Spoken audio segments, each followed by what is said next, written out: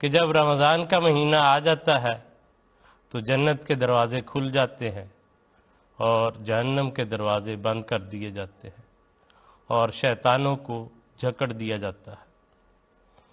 یہ دونوں احادیث بہت ہی پیاری اور روزے کی حقیقت اور اس کی غرض کو بڑی گہرائی سے بیان کرنے والی ہیں، لیکن پاکستان کے بعض نام نہاد مولوی اور صحافی حضرات اور دانشور اور بعض سیاستدانوں اور وزراء اور بعض مذہبی مداریگروں کو دیکھ کر یوں لگتا ہے جیسے حضور صلی اللہ علیہ وسلم کی یہ احادیث ابھی تک وہاں نہیں پہنچی اور ابھی تک وہاں رمضان نہیں آیا، وگرنہ یوں کھلے عام اس مقدس مہینے میں احمدیوں کے بارے میں جھوٹ بول کر فتنہ و فساد برپا نہ کیا جاتا اور یہ کرنے والے یوں آزادانہ دندناتے نہ پھرتے، لیکن یہ ان کی طرز ہے، ان کو مبارک ہو۔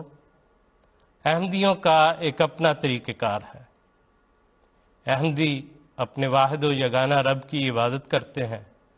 اور اس سے مدد کے طلبگار ہوتے ہیں، اور ہمیشہ اسی نے ہماری مدد کی ہے، اور ہم نے دیکھا کہ جب اس کی مدد آئی تو حالات کیسے بدلے۔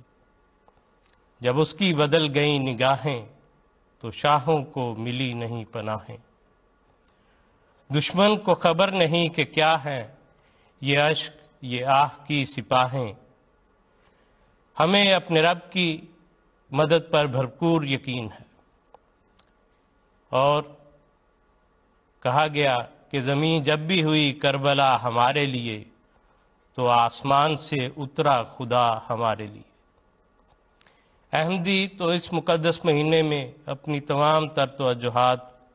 اپنے رب کی طرف پھیرے ہوئے ہیں اور اپنے امام کی رہنمائی میں دن رات اپنی روحانیت، اپنے تقوی، اپنی عبادات کو بڑھانے کی فکر میں ہے۔ ہمارا یہ پروگرام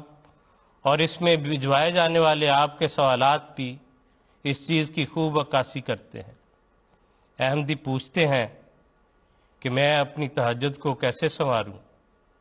میں سنت نبوی کے مطابق اعتکاف کیسے کر سکتا ہوں، اور میں لیلۃ القدر کی تلاش کیسے کروں، اور مجھ پر اللہ فضل فرما دے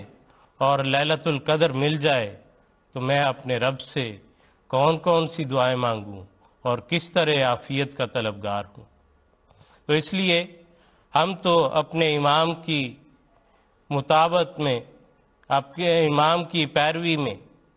جیسے آپ رہنمائی فرما رہے ہیں، انشاءاللہ انہی راہوں پر چلتے رہیں گے۔